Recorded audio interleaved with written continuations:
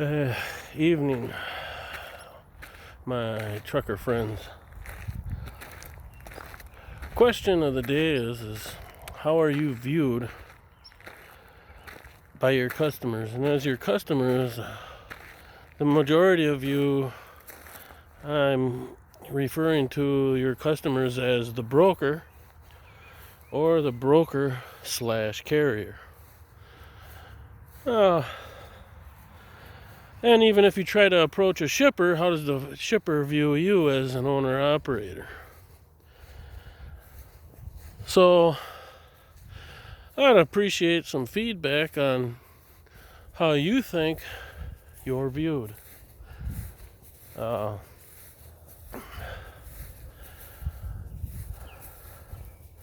My take on it is, as an owner operator, you're viewed as an employee by your broker because they look at it as their customer. They don't look at you as an asset. Is there such thing as an ethical broker?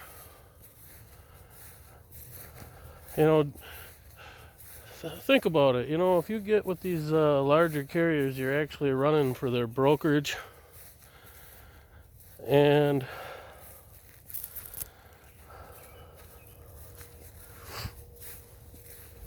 are they looking at you as like you're an employee with a truck to be used? Are they just handing you, which I feel is the case, the freight they don't want to run, the cheap freight, the freight that they don't want in their trailers? Basically you're getting their scraps. And then to add insult to injury, they want you to run for $2-3 a mile. Well, how do you get your own health insurance? How do you fix your truck? How do you buy a truck? How do you buy a trailer? How do you repair your trailer? How do you buy new tires, pay your insurance?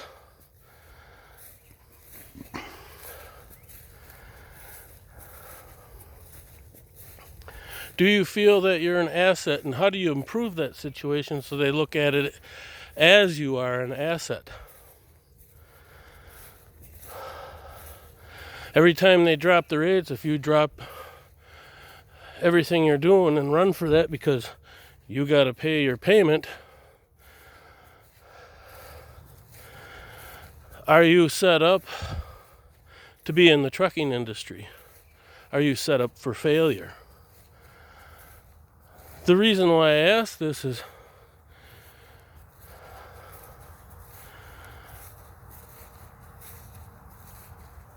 anybody can go out of business.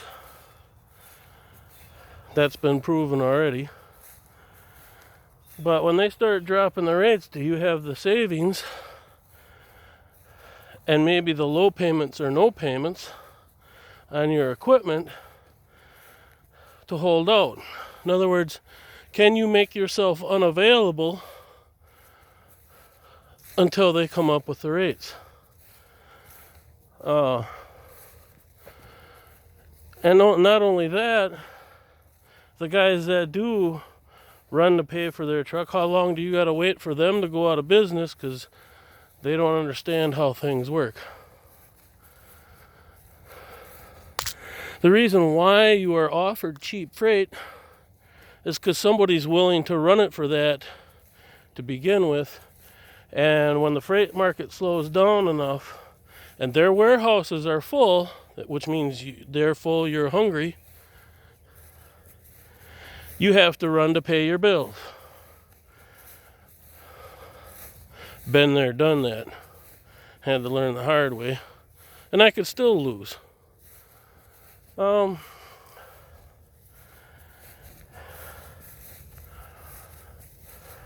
Why do I say that You got to wait for the guys that keep taking the cheap freight to go out of business in order for things to get better.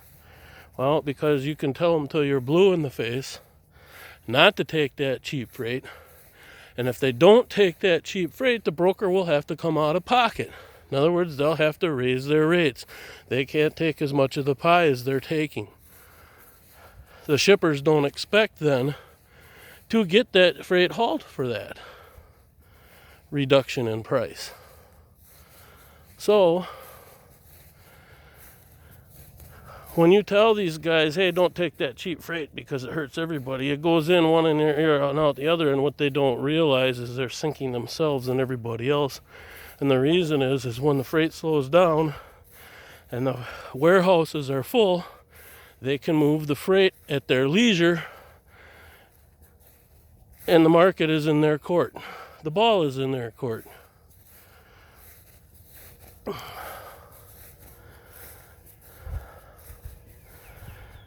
And the idea that $3 a mile is good money these days is insulting, to say the least.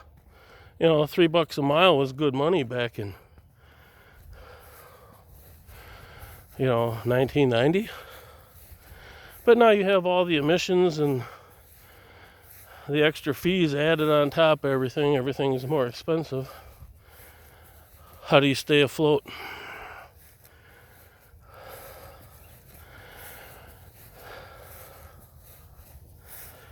If you can put yourself in a position to make yourself as unavailable as possible until you see a decent rate where you can run for the week and come home and make your money, that's fine.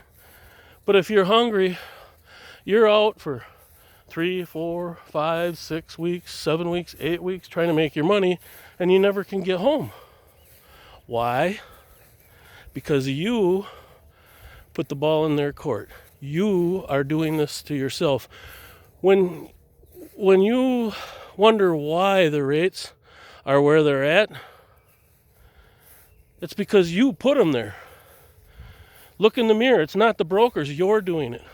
If a broker can get you to run it for less, they can go to the shipper and say, hey, I can get it run for this. And then they undercut another broker who is giving you decent rates. So let's say you're running a load for broker A. And broker A is paying you $1,000 for a 200-mile run. Picks up that day and delivers that day, or picks up late in the evening and delivers in the morning. You run them loads for a while, and broker B comes along and he says, I can run it for this, puts it on the load board for $700, and you take that load. That other broker B just lowballed the broker you've been running for and has been giving you a decent rate, and now the shipper expects it. This is what you do to yourselves. It's not the broker's fault. It's your fault, 100%. If you don't run for that, the broker can't make claims of lane rates that are that low. The brokers have expenses too, whether you realize it or not.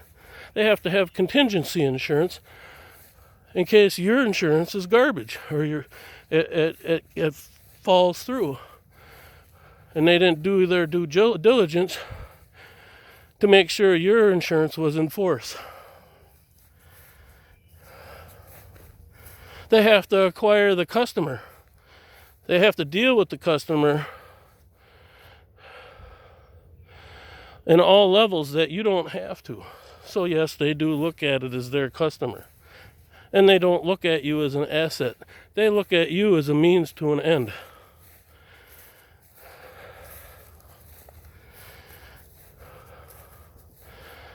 And things are getting kind of rough right now. You can still get decent rates, but you spend half your time looking for the next load and you've got a lot of empty miles, or you're sitting for a day.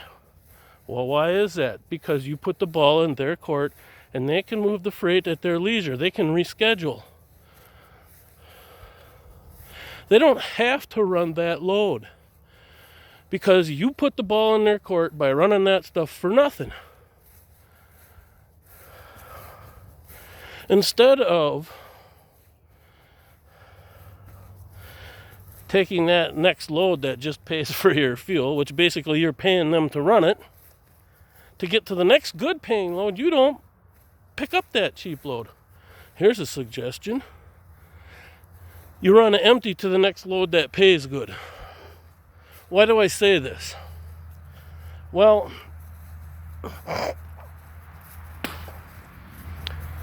because if you leave that load there, and the next guy leaves that load there, and the next guy leaves that load there, they're going to have to come up with the rate in order to get somebody to move it. Now, if everybody did this, your deadhead miles would actually go down. Why would they go down? Because you just won't haul the cheap freight, and they got to come up with the rate, and then they start offering a higher rate for that one that's closer to you, and you don't have to deadhead as far. And it's going to be a struggle, and it's going to be a constant battle, because they're always going to throw it out for less and less and less and less and less. If you're taking a load for $5 a mile or $6 a mile, and they offer it to you again for $4.50, and you're like, oh well, I'll take it. And then next time you come into that situation and it's $4.25 a mile, and then $4 a mile. Next thing you're down, you're into $3.50 a mile. And they just keep whittling you down until you take the cheaper load. Now, do I have the same problem, and do I make my mistakes? Oh yeah.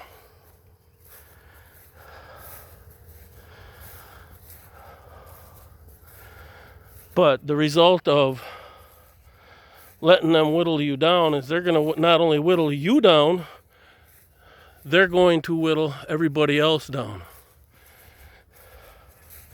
So when they get you to take it for less, they get everybody else to take it for less. Because it's a never-ending race to the bottom. And obviously I need to learn at looking at the camera instead of the phone, so I don't look like I'm trying to fall asleep here. Got some learning to do. But if you get the idea behind the whole thing, there's nobody that we can blame for these low rates than ourselves. You should always be scheduling your loads to go out on Monday or Sunday and be home by Friday or Saturday, and give yourself enough time off at home. Not out on the road, not sitting at a truck stop somewhere, but at home. The key to that is making yourself as unavailable as possible. The trick is to get a balance. And the balance is they're hungry and you're hungry. And they're full and you're full. You're both right in the middle. Get a happy medium where you get decent rates and you can be home every weekend. Now, is it possible for everyone to do this? No. But it puts you in a better position to be able to do that. For instance, if you take a load to Florida from Wisconsin, and it's 1,400 miles, maybe close to 1,500, why are you taking it for $3 a mile? Why are you taking it for $2.50 a mile? You shouldn't be touching that load, and unless it's paying $6,000 to you. Why do I say that? Because these shippers have grown to be used to the low rates. And why? Because you take them. Again, like I said, You do this to yourself. I've done this to myself. I've run customer direct for $1.40 a mile round trip. All I was doing is putting miles on my truck and myself. And yeah, I brought home a paycheck, but when it came time to fix my truck, I didn't have the money for that.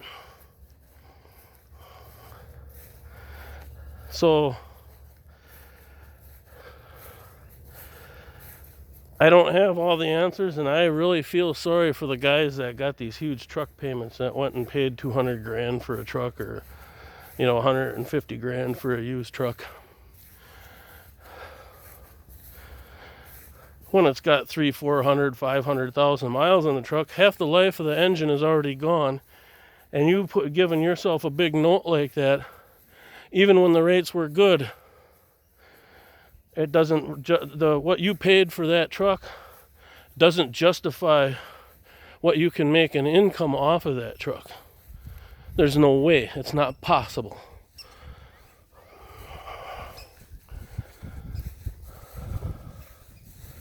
And things are going to get tight. We've got all of 2023 to survive this garbage.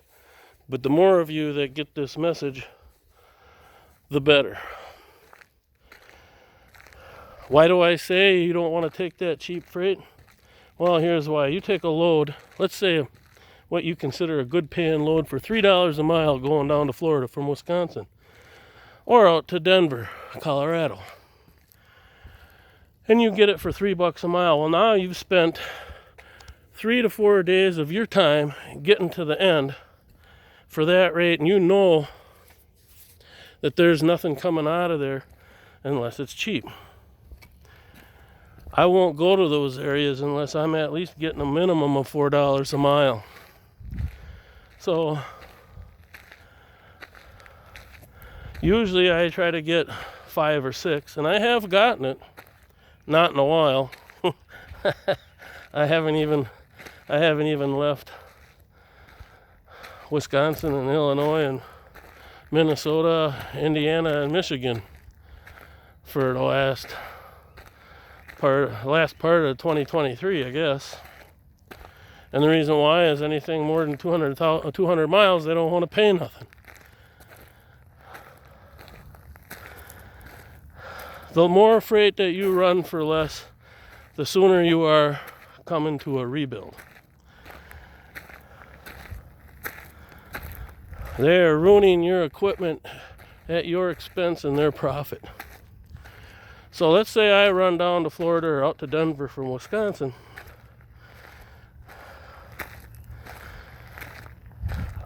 For $4 a mile. Bottom line. Let's just say bottom line.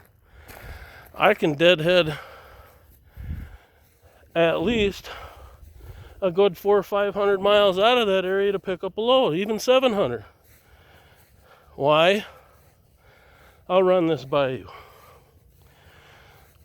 So I took a load from St. Cloud, Minnesota that went to Aurora, Colorado, I believe. I could be wrong. Give or take a few miles. It was 950 some miles or something like that. It paid to me, as the owner-operator, I think $6,200 or something like that. Roughly came around about $650 a mile. I got out there, and everything loaded was $1.59 a mile, $1.20 a mile, $1.16 a mile. Went up to Minnesota or something like that. I spent 2 days doing it, or would have spent 2 days doing it, and only made $1,500 or something like that for 2 days of my freaking time. All right, so what did I do? Well, as soon as I got loaded, I put her in the wind. And I went 700 miles to Des Moines, Iowa, and picked up a load for $1,600 going to Milwaukee. I got unloaded there, And I picked up another load from Milwaukee to Superior.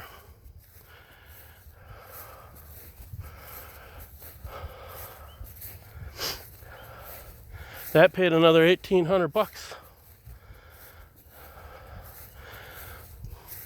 And then I was only 200 miles from the house. I made twice the money and I bypassed them cheap loads. So another scenario, I delivered down in Florida. I got $6,000 for a 1,400 and some mile run. And I deadheaded all the way up to, what was it? I think it was Indiana, right on the border there by Louisville, and I can't remember the name of the city, but it was right on the border there. I picked up a load that paid just as much to go from there up to Chicago than the load that was coming out of Florida up to Chicago. All them empty miles were free miles, if you can understand what I'm saying. And the reason why I'm saying that is I got the same rate from the top of Kentucky or the bottom of Indiana up to Chicago. So all them miles I was running empty, I was using less fuel, less wear and tear on my truck, less wear and tear on my trailer, less tire wear.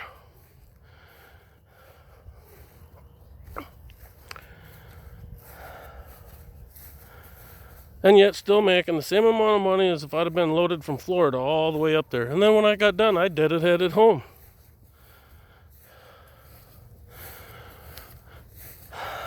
Do I like all that dead?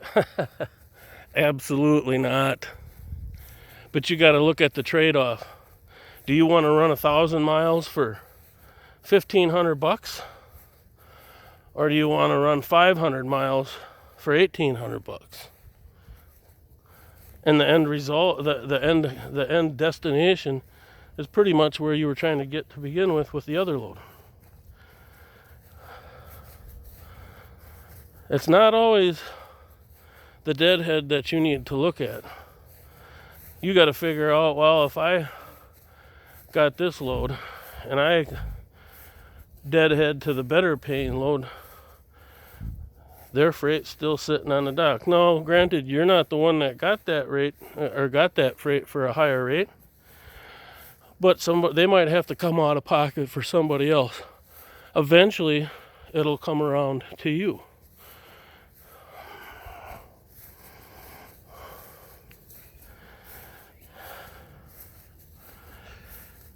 So when you take that cheap freight, you have no idea how you're hosing yourself and everybody else around you. And even the brokers. If you take that cheap freight, the broker that was willing to pay better can't. And you want to know why? Because you took that load to pay for your fuel or whatever else. You're saving fuel by not taking that load and going to a better paying load, going directly to that load, and do not pass go. So here's why I'm telling you this. I've made enough money with my wife's help to pay off. I have 2 trucks. I rebuilt the motor in one and I paid off the other one. So now I have a truck and a spare truck if something goes wrong. And when I need time off and the rates go low, I can afford to take some of my savings and pay for myself for that week to stay at home and not haul their freight. Wait for the opportunity for a better paying load and then go out. It's that simple. Like I said, when you're crying about the rates being where they're at, all you got to do is look in the mirror and see all your buddies behind you in that mirror that are doing the exact same thing.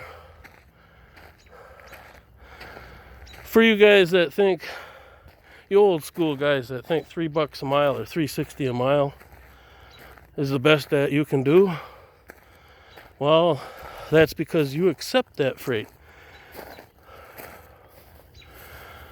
If a broker sees you take a load for cheap one time, that's all they're gonna offer you. They're not gonna offer you that higher paying rate because you took that cheap freight.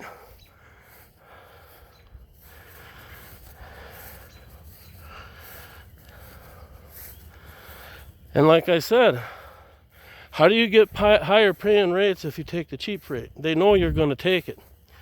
And the problem is the brokers that pay better, you put them in that situation too, because another broker said they could do it for less than you took that freight. And then the shipper expects it. Then they all expect it, and it's a roundabout circle jerk. And the guy at the bottom is you. If you're doing business the right way and you're not taking that cheap freight, here's what happens.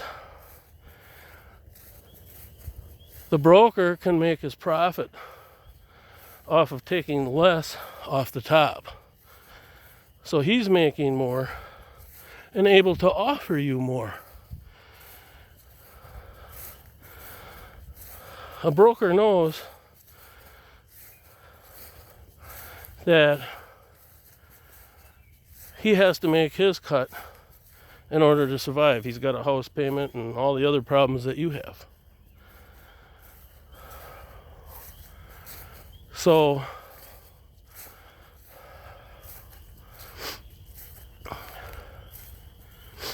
if you do take the cheap freight, you have nobody to cry to. Well, we can cry to each other. But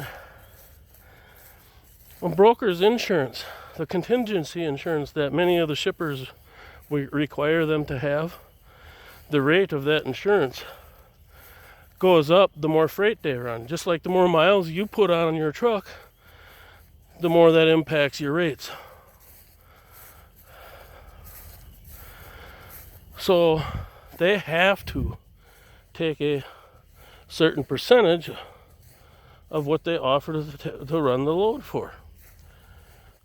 So if you say, hey, I'm not doing that load for less than 4.5, and everybody else says I'm not doing it for less than 4.5, that's where the rate's going to be. You set the rate. They do not set the rate. If nobody's running that freight, what do you think the big carriers are going to do? They're going to raise their rates because they know that the shippers are having a hard time moving their rates or moving their freight. So it's a roundabout circle in your favor.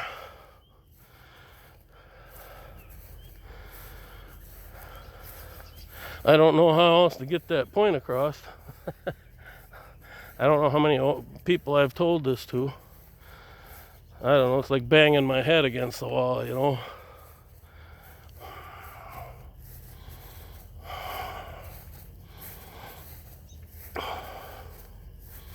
So here's a suggestion. Dead head hurts. Yes, it does. But look at taking the higher paying freight and leaving the cheap stuff sit there and getting yourself home more often so you're in a position to sit at home if the stuff don't pay. And then you look at from the time you leave the house to the time you get home, empty and loaded, your average per mile. So let's say you run for the week, all your loads pay $4 or $5, $6 a mile, depending on the length and stuff. And a 30-year miles is empty miles, but you still average $2.75 a mile. You're averaging empty and loaded what these guys are paying right now for you to run that load. Now, if you're running those loads for $2 something a mile or $3 a mile, you're not averaging that empty and loaded. You're probably back down in the $1 something a mile range. $1.90, $1.80, $1.70, who knows?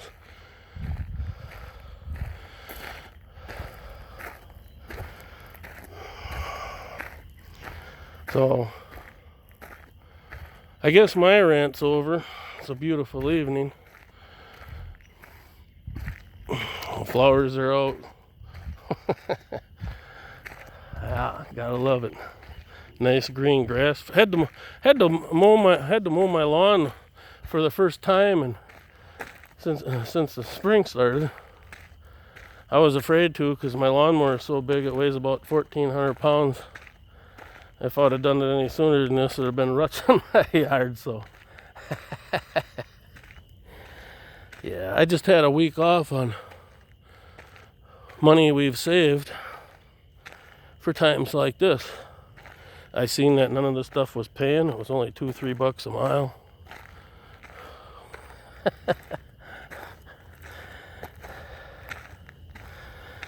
And so I decided to take the week off and take some money out of our savings and put that in a business account. Use that to pay all the bills and distribute everything like a normal week would. And had a whole week of home time. And when I look on the load board, lo and behold, some of the rates, not all of them, but some, start coming up. Not $3 a mile, 4.5, 5. You don't have to get rich. You just got to make a decent living so you can pay your bills and fix your equipment. That lawnmower I got, that's a tax write-off because I included it in the company. $10,000 lawnmower, right off.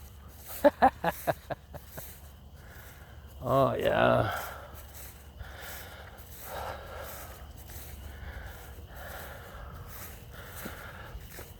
So